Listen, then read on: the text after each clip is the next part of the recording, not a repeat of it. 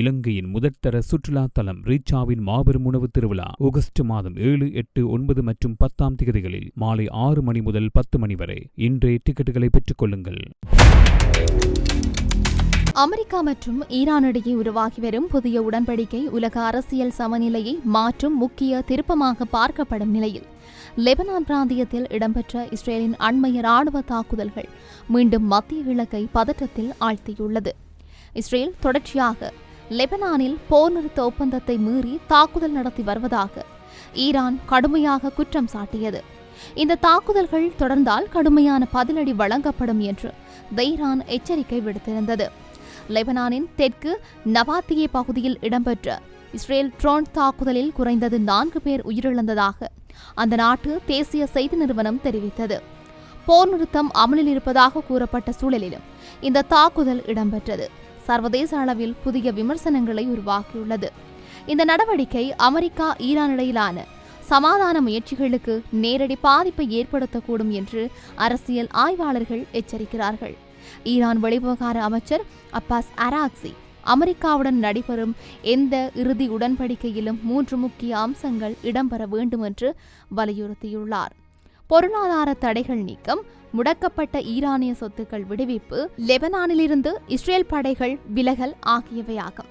லெபனானில் அமைதி இல்லாமல் எந்த உடன்படிக்கையும் முழுமையடையாது என்று ஈரான் தொடர்ந்து கூறி வருகிறது.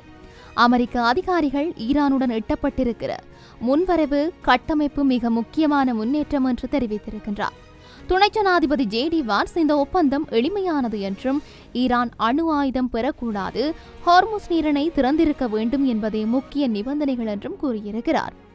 ஈரான் விதித்த விதிமுறைகளை பின்பற்றினால் உண்மையான பொருளாதார பலன்கள் கிடைக்கும் என்றும் அவர் தெரிவித்திருக்கின்றார். கனடா பிரதமர் மார்க் கார்னி இந்த ஒப்பந்தத்தை எதிர்பார்ப்பதை விட சிறந்த திருப்பம் என்றும் வர்ணித்திருக்கிறார். இந்த உடன்படிக்கையின் பின்னணியில் இஸ்ரேலின் நடவடிக்கைகள் அமெரிக்காவுக்கு சவாலாக மாறியிருக்கிறதாக கூறப்படுது. லெபனான் தாக்குதல்கள் தொடர்வது அமெரிக்கா ஈரான் உடன்படிக்கையை முற்றிலும் பாதிக்கக்கூடும் என்று நிபுணர்கள் எச்சரிக்கிறார்கள். அமெரிக்காவின் அரசியல் அழுத்தமே இஸ்ரேலின் நடவடிக்கைகளை கட்டுப்படுத்த முடியும் என்று சில ஆய்வாளர்கள் கருத்து தெரிவித்திருக்கிறார்கள். ஆனால் இதுவரை எந்த அமெரிக்க ஜனாதிபதியும் இஸ்ரேலுக்கு வழங்கும் ஆதரவை குறைக்க முன்வரவில்லை என்றும் அவர்கள் சுட்டிக்காட்டியிருக்கிறார்கள். இஸ்ரேலுக்குள் அமெரிக்கா ஈரான் உடன்படிக்கை குறித்து மக்களிடையே சந்தேகம் அதிகரித்திருக்கிறதாக கருத்து கணிப்புகள் தெரிவிக்கின்றன. பெரும்பாலானோர் ஈரானை இன்னும் முக்கிய அச்சுறுத்தலாகவே பார்க்கின்றனர். அதேவேளை மேற்கு கரை பகுதியான ஹெப்ரோனில் நிர்வாக அதிகாரங்களை இராணுவத்திற்கு மாற்றும் முடிவு பாலஸ்தீன இஸ்ரேல் உறவுகளில் புதிய பதற்றத்தை உருவாக்கியுள்ளது. இதேவேளை ஈரானின் எண்ணெய் கப்பல்கள் ஹார்முஸ் நீரிணை வழியாக தடையின்றி நகர்வதாக தகவல்கள் வெளியாகியும் இருக்கின்றன. அமெரிக்க கடற்படை கட்டுப்பாட்டு வரம்பை மீறி கப்பல்கள் சென்றதாக கூறப்படுவது உலக எரிசக்தி சந்தையில் புதிய கவலைகளை உருவாக்கியுள்ளது. அமெரிக்கா ஈரான் உடன்படிக்கை நடைமுறைக்கு வருமா அல்லது மீண்டும் மோதல் மாறுமா என்ற கேள்விக்குள் உலக அரசியல் நகர்ந்து கொண்டிருக்கின்றது. ஒருபுறம் சமாதான முயற்சிகள் முன்னேறிக் கொண்டிருக்கும் நிலையில் மறுபுறம் லெபனான் தாக்குதல்கள், இஸ்ரேல் ஈரான் மோதல் மற்றும் பிராந்திய அரசியல் முரண்பாடுகள் இந்த ஒப்பந்தத்தின் எதிர்காலத்தை ஆபத்தில் தள்ளும் நிலை உருவாகியிருக்குது. இதனால் மத்திய கிழக்கின் அரசியல் சமநிலை அடுத்த சில வாரங்களில் தீர்மானிக்கப்படும் முக்கிய கட்டத்தை அடைந்ததாக சர்வதேச அரசியல் ஆய்வாளர்கள் மதிப்பிட்டிருக்கின்றமையும் இங்கு குறிப்பிடத்தக்க ஒரு முக்கியமான விடயமாகவே கருதப்பட்டு கொண்டிருக்கின்றது. இவை இப்படி இருக்கு. அமெரிக்கா மற்றும் ஈரானிடையே எட்டப்பட்டிருக்கின்ற போர் நிறுத்த உடன்படிக்கையின் அடிப்படை கட்டமைப்பு ஒப்பந்தம் எதிர்வரும் வெள்ளிக்கிழமை கையெழுத்திடப்பட இருக்கிற நிலையில் உலக எரிசக்தி சந்தைகளில் மீண்டும் நிலைத்தன்மை திரும்பும் என்ற நம்பிக்கை அதிகரித்திருக்கிறதால் மசகு எண்ணெய் விலைகள் தொடர்ந்து வீழ்ச்சியடைந்து வருகின்றன. ஆகஸ்ட் மாத விநியோகத்திற்கான பிரெண்ட் மசகு எண்ணெய் எதிர்கால விலை புதன்கிழமை மேலும் சுமார் 1% குறைந்திருக்கின்றது. இதற்கு முன்னர் தொடர்ச்சியாக 2 நாட்களில் தலா சுமார் 5% வீழ்ச்சியடைந்திருந்த நிலையில் இந்த சரிவு மேலும் நீடித்திருக்குது. கிரீன்விச் நேரப்படி காலை 8 மணியளவில் ஒரு பீப்பாய் பிரெண்ட் மசகு எண்ணெயின் விலை 78.24 அமெரிக்க டாலராக பதிவாகியிருந்தமையும் குறிப்பிடத்தக்கது. இது கடந்த மார்ச் 3ஆம் தேதிக்கு பின்னர் பதிவான மிக குறைந்த விலையாகும். போர் ஆரம்பித்த காலகட்டத்தில் எண்ணெய் விலைகள் 50%க்கும் அதிகமாக உயர்ந்திருந்த போதிலும் தற்போது அமெரிக்கா மற்றும் இஸ்ரேல் இணைந்து ஈரான் மீது தாக்குதல் நடத்திய பிப்ரவரி 28ஆம் தேதியுடன் ஒப்பிடுகையில் எண்ணெய் விலை சுமார் 7% மட்டுமே அதிகமாக காணப்படுகிறது.